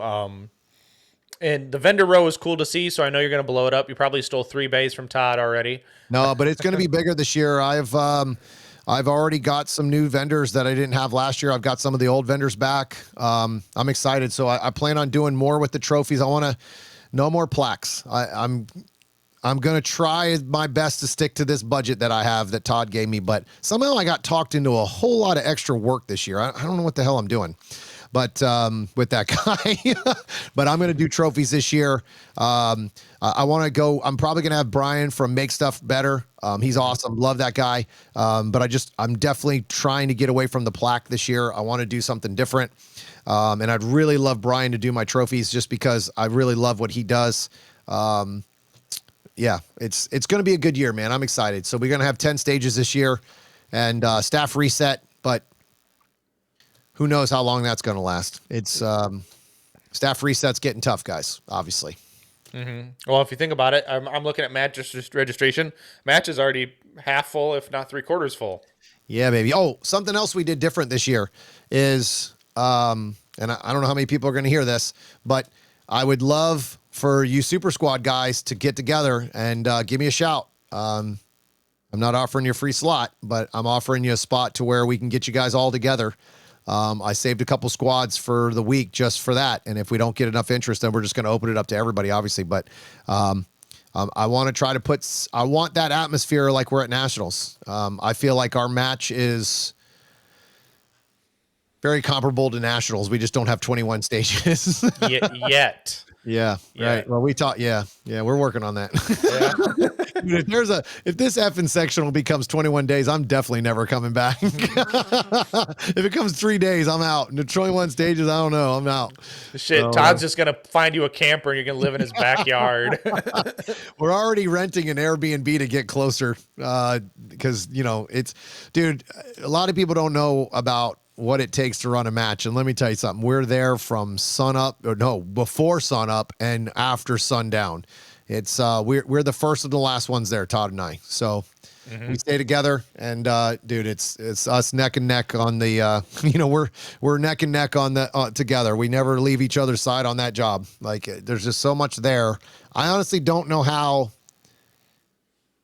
I can't believe how much he did before I came along. Right? Because I tried, like last year, he hurt his arm. I don't know how he would have done it. I really don't. I mean, he's got a great crew there. Those guys are amazing, but I know how much I did. I know how much I helped. And I was like, man, you're amazing, Todd. Like, dude, the amount of pressure that you have on yourself to get this done is unreal. And that guy takes next level to make it better, right? Every year he's doing something to make it better. He's just really, really good. So, all right, enough about Todd. He sucks. If anyone cares, Todd was a couple episodes ago. So go, if you haven't listened to that one, go back and listen to Todd. He talks about the section match. He talks about how he got into it. So it's a really good actual episode. So yeah, I did. I liked it. It was really, really good. I listened to it. It was good. Well, there you go. But Tom, brother, I appreciate you talking to me and hanging out and getting me out of a jam by recording this one. So I appreciate it, brother. Anytime, man. I enjoyed it. I love talking about shooting. You know that. Oh, absolutely. So, so listeners, until next time, get out and do the things. I'll see you on the next one. See ya.